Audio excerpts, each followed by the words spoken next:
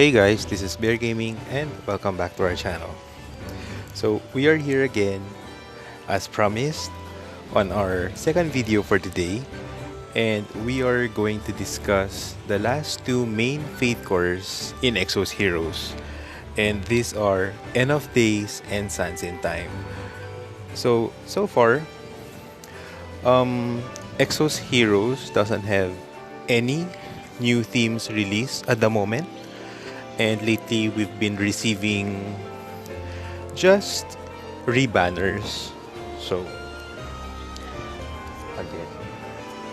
Kaya, hintay-hintay lang tayo muna. Kasi, yun pa lang naman yung, tawag dyan? Yung available themes for the time being.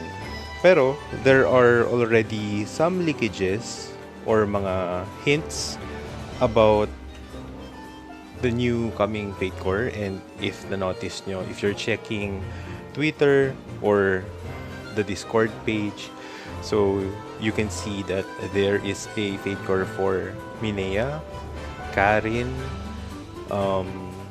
David Johnson, and also there is a mysterious character there na parang hindi pa natin sure kung sino ba yun. Kasi it could be a gender bend Fatecore again or someone else. So, ayun. Wait, let me just check something. Nahanap lang ako. But first, let's go back. Okay. Let me just check if kailangan ko ba gumawa ng ayun, meron tayong entry for Exos Pass.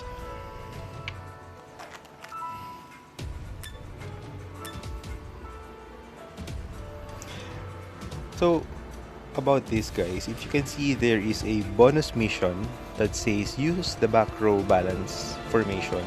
Ang gagawin nyo lang is press team, then formation, use the teka lang, ano sabi ulit? Back row balance. So, back row balance. So, since hindi naman super needed talaga na ayusin yung characters, just to back row balance. Ay, ito na pala. Okay. Kasi usually you have to check it pa. So that's it. You can start the battle.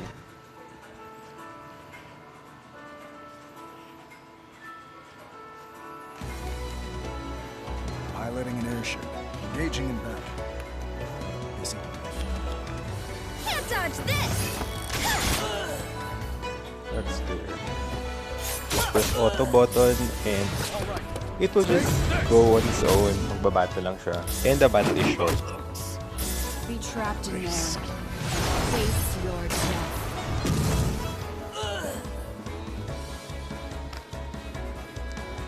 Easy, opponent.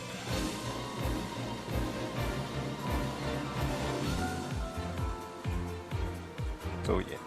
You can see there that there's a rectangular na nakasabi doon, use the back row balance formation, tapos naka-check siya. So, ibig sabihin nun, you've already done the mission. Oh, hello to our first viewer of this evening. Hi, welcome to our channel. So, currently, I'll be discussing the two main Fatecore in the game. So, first, it's the End of Days Fatecore. Let's just go here.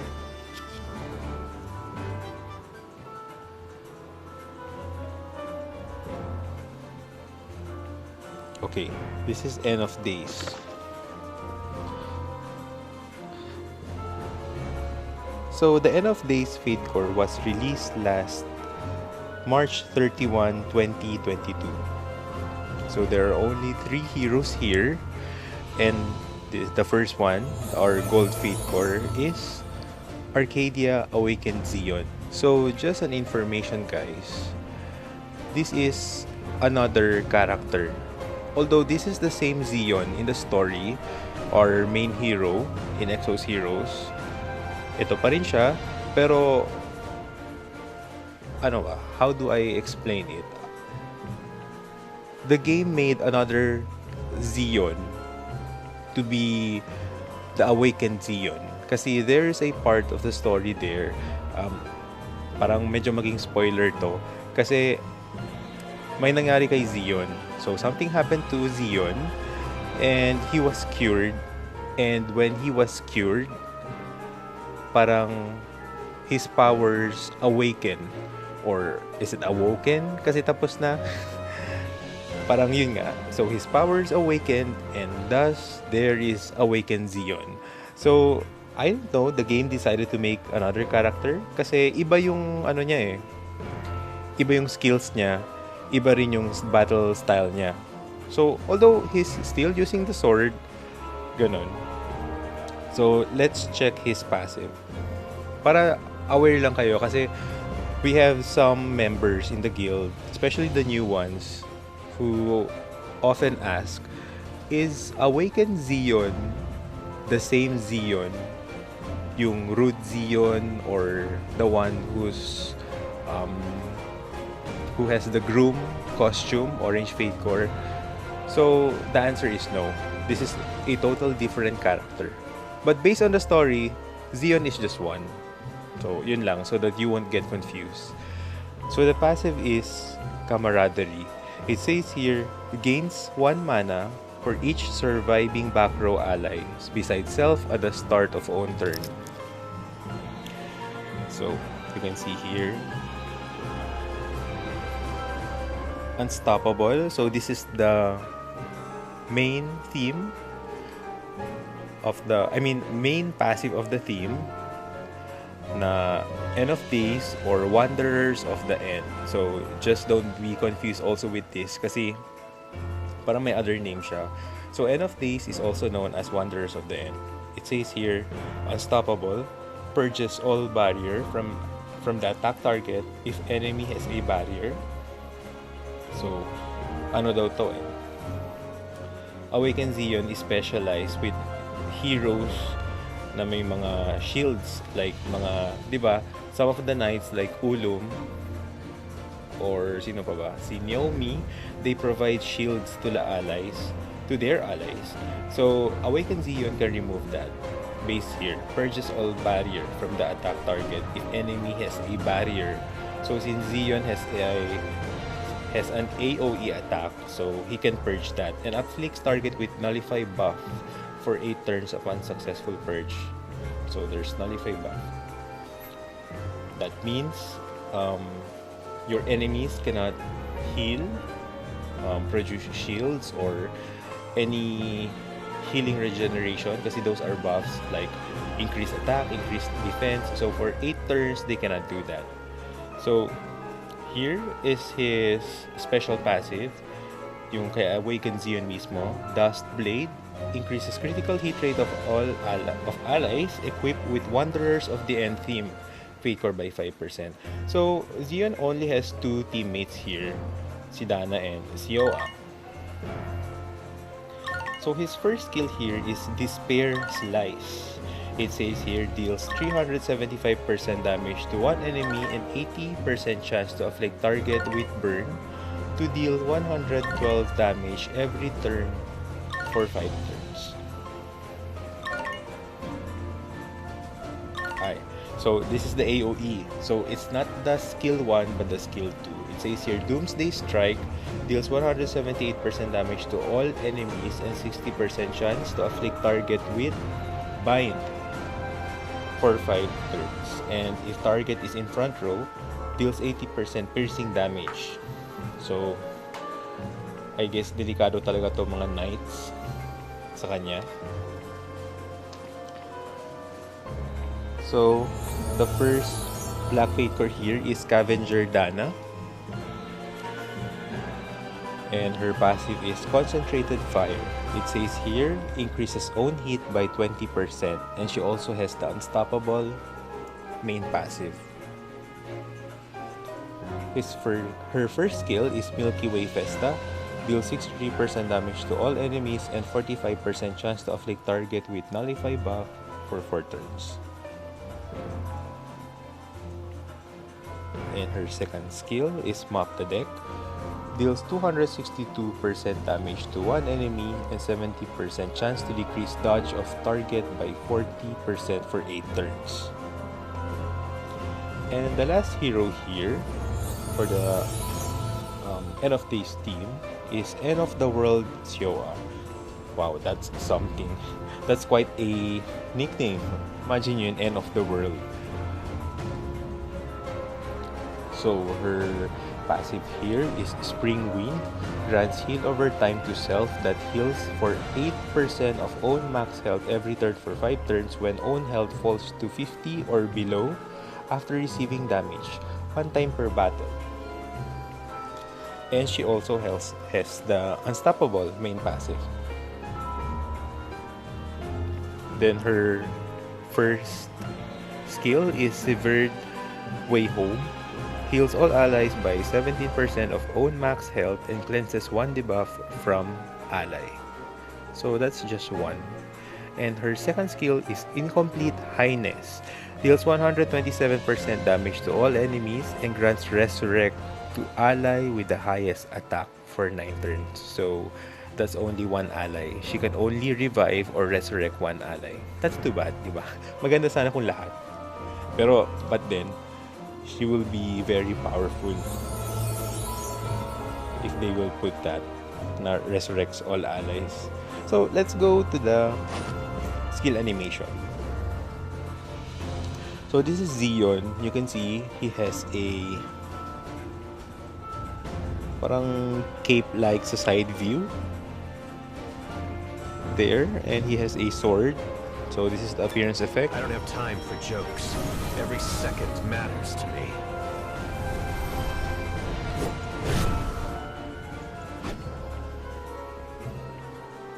I wonder if he lost his arm. I'm not sure. This is the illustration. So Zeon here has a longer hair than his usual. And the skill preview. This is his normal attack.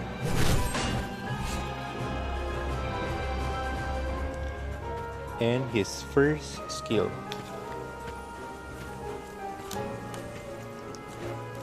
I finally understand. That So this is one of those must take full longer responsibility. skill animation effects.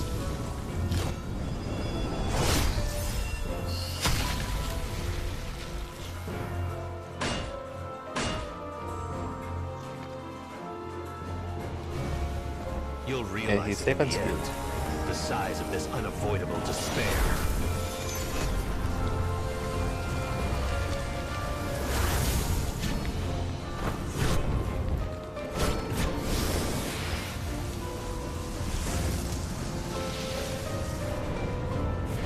Now that's a super huge sword.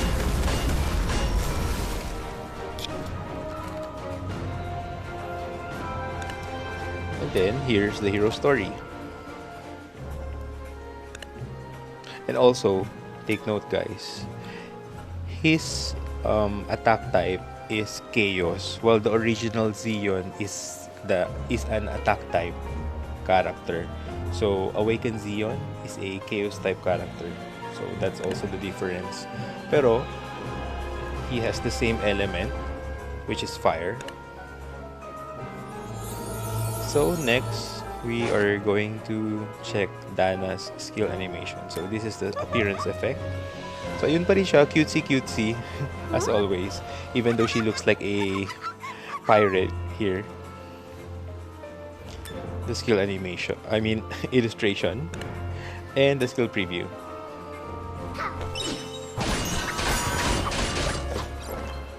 Yun pa rin, marami pa rin sparkly. And here is the second skill. Hey, did I just... Wait, nakalimutan ko ba i-press yung first skill? Wait lang. Let's do it again. Ay, hindi ko pa nga na-press. But victory shall be ours!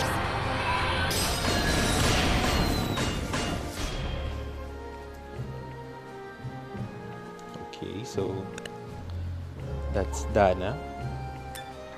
And this is the hero story.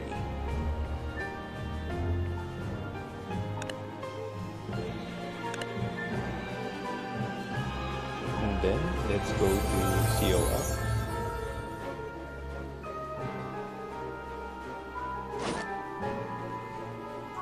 So this is her appearance effect. Give up on your false hopes quickly, before you get hurt. The illustration. So she really looks different than the usual show. Para siyang medyo mas mukha siyang malakas or maangas maybe. And here is the skill. Ano to? Ano pinagsasabi ko? Skill effect. And here is the normal attack and then the first skill. Once the fight finally ends, what will be left behind? Aren't you curious too? Ayun, so the butterflies here are red. Compare yung usual, niya, parang blue and green butterflies. And this is her second skill. Flower can bloom, even from the ashes. She's still dancing. Kasi, di ba, COA's character is like a ballerina. So, she's still doing those dancing steps. Pero, you can see that the butterflies are in red. Ganun na ba pag nag-end of the world? Ang butterflies red? So, this is the story.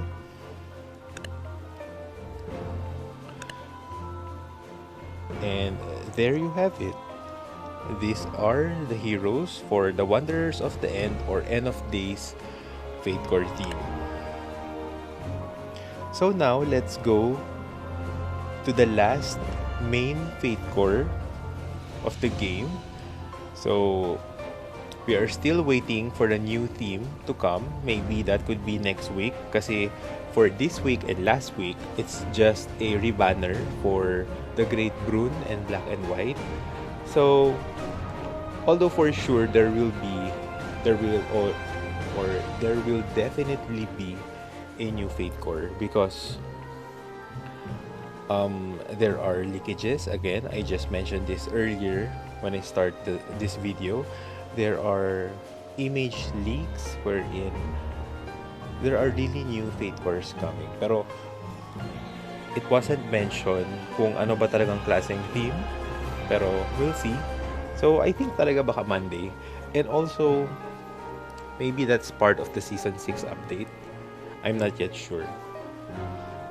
So let's go to Sands in Time. And Sands in Time was released last April 28, 2022, just a few months ago. And the gold Fatecore here is Young Prince Baraka. So his first skill here is, passive skill is Confirm Kill. Triggers double team when an ally basic attacks 1 time per round. And mana burns 1 mana target and grants gain mana to all back row allies if mana burn is successful. So I think for your mana burn to be successful, that means the effect hit of Baraka should be really high, at least 100%, para mag-take effect ang mana burn. Because when that happens, he will be removing 1 mana from the target, and this 1 mana will be distributed to all back row allies. So, di ba? Sobrang convenient niya. Nakakatulong siya masyado. So, for all of you, those who are using Lenombe team, Young Prince Baraka is a must-have talaga. So, the main passive for the Sands in Time team is Boiling, which deals 300% extra damage when own skill hits an enemy 1 time per battle, and afflicts target with increased damage received by 30% for 4 turns. So, as one of our members, like Ulrl, said that it's a good thing if you're going to use Baraka, you should battle 7 Stunner in manual mode because we need to, since all of the second skill here of the heroes are in burst, even Baraka. So it's best if we parang collect muna ng mana. Make sure his mana is at max before triggering the attack para makaka-deal ng 300% extra damage when own skill hits an enemy. So it's either skill 1 or skill 2. When it hits, there will be 300% extra damage. So that's really strong, really. And his special passive is Pathfinder. Increases critical damage of all allies equipped with Sands in Time theme Fatecore by 10%. So you can see just on the right part of the screen, his allies or his teammates are Kirina and Lakenstein.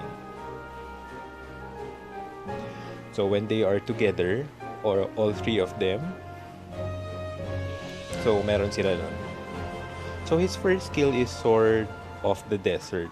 Deals 187% damage to one enemy and 60% chance to afflict target with silence for 4 turns. And his second skill here is Dance of Sandstorm. Deals 262% piercing damage to one enemy.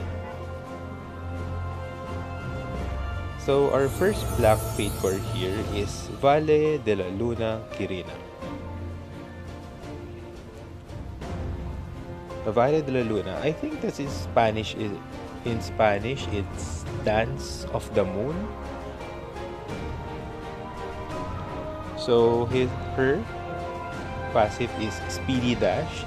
Increases own attack speed by 5 when an enemy dies, stacks up to 4 times, and she also has the Boiling main passive of the team Sands in Time. Her first skill is Crescent Dune. Deals 525% damage to one enemy and 90% chance to afflict target with Bind for 7 turns.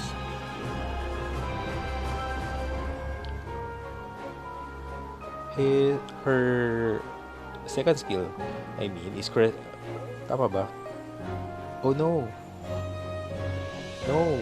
What I mentioned was the second skill. I must have pressed the second skill first. But her first skill is Flowing Moon Tears. Deals 187% damage to one enemy and 60% chance to afflict target with silence for 4 turns. So that's her first skill. While yung Crescent Dune, yun yung second. We just got mixed up. Or I just got mixed up. So, ayun. And the last black Fatecore here for the team is Kazali Lakenstein. His passive is Pride of Knights. Afflicts all enemies with Provoke for 3 turns when an ally's health besides self falls to 50% or below after receiving damage 1 time per 2 rounds. And also the Boiling passive. His first skill here is Bastion of Life Water. Decreases damage received on self by 35% for 4 turns and increases own critical resist by 30% for 7 turns. So, I don't know if I've mentioned this to you before, but I think in the past videos, when Lakenstein was released, I think I was able to comment that I'm somewhat disappointed with his first skill because I was expecting that it's not just by himself or on himself that this Bastion of Life Water skill is applied. I was really hoping that this is going to be applied to all allies, pero ayun lang, medyo parang selfish. Yun lang naman. And his second skill here is Scorching Sun.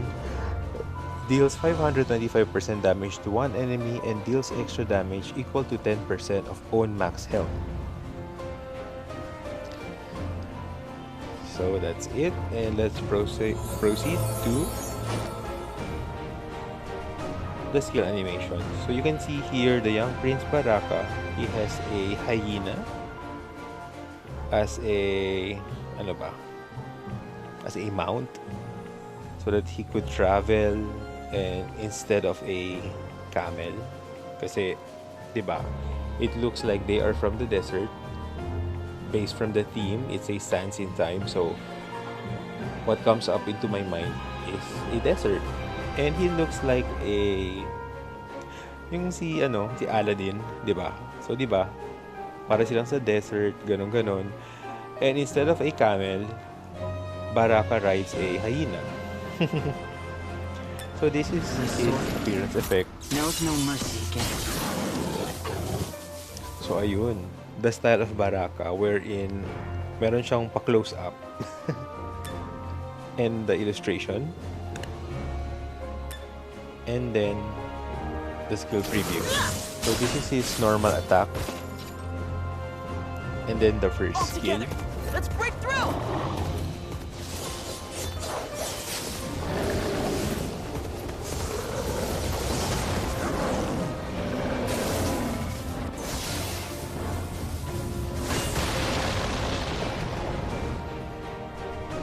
And then the second skill.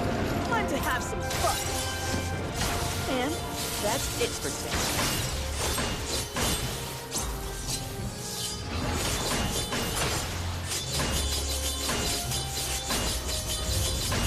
That's a lot of damage. So just imagine when you're going to manual, and since that skill is in burst, yes, you can see there on the description on the most right portion it says active burst. So that means if you say burst, that means na yung damage is really higher. So even it says there 262%, it's much more. So with the passive boiling, it will be added by 300% more. So just imagine how strong that could be. And then his hero story. Now let's go to Kirina. So this is Kirina, and if you remember her regular self or her legendary self, she has this kind of mask where you cannot see her eyes. Pero in this Fatecore or in this costume, you can see her eyes. It has two colors. One is like blue and the other one is red. So this is her Not another appearance effect. step. O diba? Kita mo yung eyes. Even here. So you can see. And the skill preview. And she really looks elegant here. It's like she's going to a party of some sort. While her regular self is like in battle mode. So this is the second skill. And the hero story. Though, we'll go to the last. So this is Lakenstein, and honestly, I think I prefer the regular version better. I don't know, because I think I'm not too fond of those tassels I see. I must protect with my life. And you can see the appearance effect is very simple. It's like, it's just the same, pero parang pinalitan lang yung costume niya. This is Lakenstein. And the skill preview. Come at This is the I will first never skill. kneel. So see, that's the shield. And then the second skill. John, devils of the sand.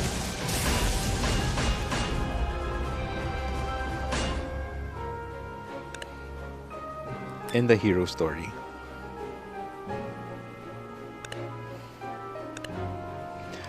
So that's it for the Sands in Time Fatecore theme. So we've just finished the main Fatecores of Exos heroes. And again, when I say main Fatecore, it's just my way of saying it, because the main Fatecores for me are usually gold Fatecores, black Fatecores, and the blue ones. and especially the black and gold, because those Fatecores are really important here in Exos Heroes, and these are the colors of Fatecores that usually the players are looking for or pulling for. So, kaya na sinasabi ko main Fatecore kasi these are the Fatecores who have special passive, talagang game changer sila if you're going to have this. So, it's really up to you what kind of team would you like to go for. It could be a team of themes, so don't get confused. I'm trying my best. Alam ko naman na for Filipino accents, nakakalito siya minsan pakinggan, pero a team of themes, Fatecore themes, or it could be a team of nation. Or you can also mix nation with theme na team. Ganon. So, you can see here, these are the main Fatecores up to the sunset time. And as for the event Fatecores here, supporters and unique, these are Fatecores that are of mostly for design.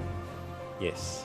So, it doesn't have a special passive of some sort. It's just pretty much the same as the regular ones. Although, really flashy ang mga skill effects nila. And it's really nice also to have them, especially when you're starting with the game. Usually, you are given orange Fatecores at first. So, you can really appreciate, especially for Xeon and Iris. They have the wedding orange Fatecore theme, and it's really cute. And also, for event supporters and unique Fatecores, they are not by themes because these are by events. So usually, the events are the regular ones like Christmas, April Fools, what else? New Year, and also since Exos Heroes was made in Korea, yes. So that means there are Korean anniversaries and events which they are sharing it with us, so we get to know like those costumes and other stuff as well. So in Events Fatecore, particularly this one, you can see the girl here with a blue shirt and she's wearing an eyeglass I mean. So there are pretty much there to discuss. So I think this will be for the next video, maybe tomorrow or probably Monday. Really, there's plenty of orange Fatecores. And supporters, I think the silver Fatecores are just 3 presently. And for the unique Fatecores, I think there are only 5 for now. And currently there is I'm not saying a rebanner because it's not a banner, but there's a repeat in the event to get G9. So for all of you guys who haven't got G9 yet, so you can still get her. There's a chance. It's for 1 month. So, ayun lang. Yun lang naman sasabi ko. So, just don't get me wrong kasi it's my own way of saying and it's my own way of understanding when I say main Fatecore and auxiliary Fatecore. Ganun lang. So, main Fatecores are the real, another term, real. Basta sila yung talagang sought after Fatecores. While the event Fatecores and auxiliary Fatecore stuff are, yun lang, costume purposes. So, I'm happy, actually, because I was able to discuss the earlier released Fatecores and up to the present. And now we're just waiting for the new Fatecore theme to come.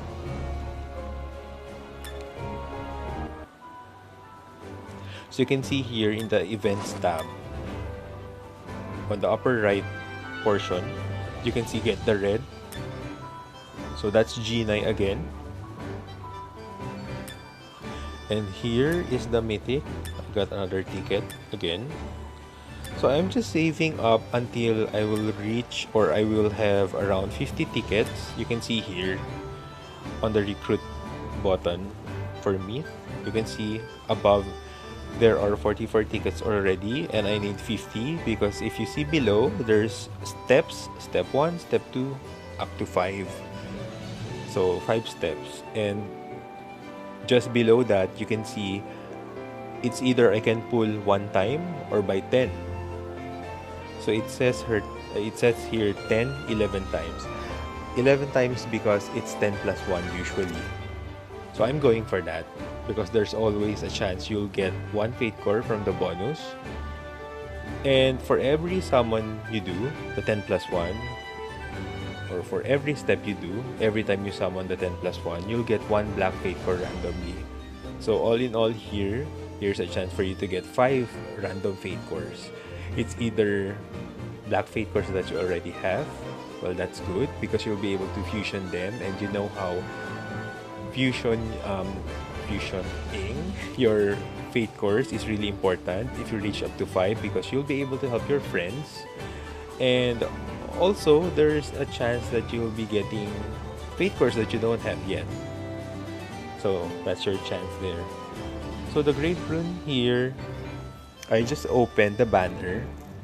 It's from yesterday and it says here remaining time 5 days. I chose Dominator Naomi, although I think I will not be pulling any because I'm not using him for now. There's also the free recruit, which is you usually get here either common heroes or magical heroes. You can just press skip. It's nothing special. Oh, see, I just got the common hero. Hindi Fatecore, hero. Also, you can see here the string of Creation Reo, wherein you'll be able to choose what kind of banner you'd like. So there's a group of 3 Fatecores here above, and you are able to summon or pull for them, and there's a chance for you to get one of them. No, all of them, I mean. What am I saying? I must be really sleepy already. Currently here, it's already 11:30-ish. So I'm kind of tired, you know. I've been working for the entire week from Mondays to Fridays, and you know how excited I am when weekend comes because I get to sleep longer, and also there is a chance for me to play. I'm saying chance because, as you know, I bake stuff. I bake cookies and sell them. So whenever there are orders during weekends, you know, my weekends get busy also. So yun lang naman. I just want to share with you. So you can see here there are a lot of banners, pero yun nga lang, there's a catch kasi they say, the experts usually say that the chance of getting the Fatecores here above are really low. Maybe, although when I started the game after a few months, I tried pulling for this banner. I opened the Executor of Battlefield Rakel, and also I tried opening this one, Brood Zion. Yes, I opened 2 string of Creation Reo banners at a different time, one of each. And I guess I'm just lucky because I was able to get the Fatecores just for a few pulls. And also it's because maybe when I started, there are only a few themes. So alam niyo yun, parang I was thinking na if there are few themes, so the chances are really higher compared now. There are a lot of themes currently, so the chances are really low. Well, that's my own thinking. I'm not sure if that's really true or if it's a fact. Pero yun nga lang, I think you don't have to summon for this because yun nga, the chances now of getting the Fatecores are really low.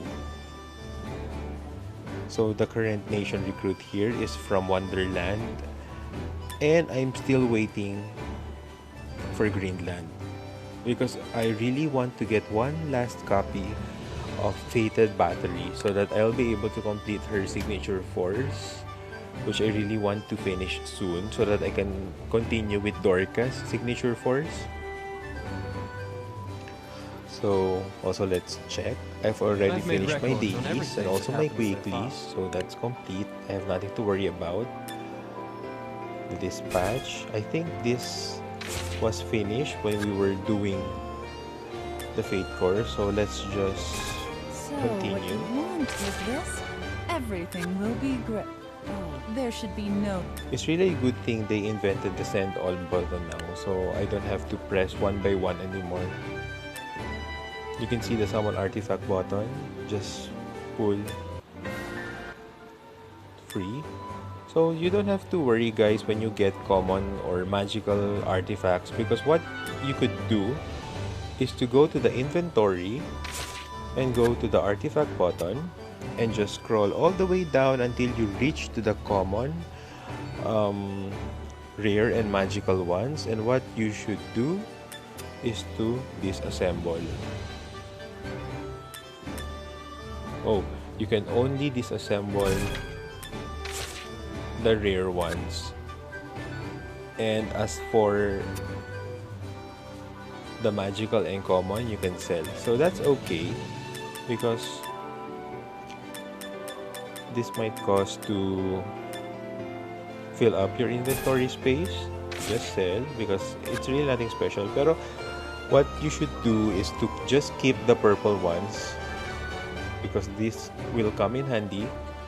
Pero if you got lots of rare artifacts, what you can do is just to grind so that you'll be able to get what was that name? This one. I'm not able to tap it. Wait lang.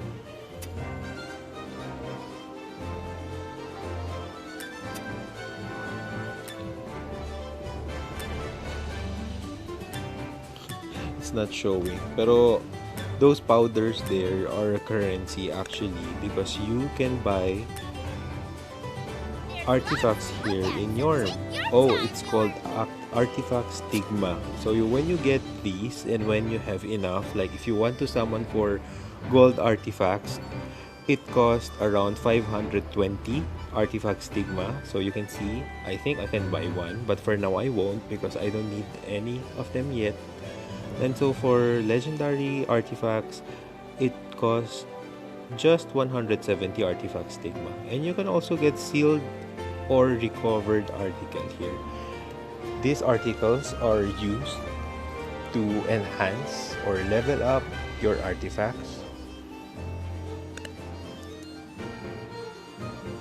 So I think we're already done, because I already done the dailies, the weeklies, and also we are able to discuss our final two main Fatecores of Exos heroes currently. So I'm really happy actually, because I'm able to share information, and since the videos are already there, you can just check them out here in my Twitch channel. And for all those older videos that I did a few weeks ago, you can still check them in YouTube because it's permanent. You can just go to my profile here in Twitch and look for the YouTube button. Just press it and it will direct you to my YouTube page where you can see all my Exos Heroes content and also for other games. So please do subscribe because that would really make me happy. And also, please do drop a comment for just for a suggestion, and so that I'll have a bigger pool of idea para ano i-stream ko in the future.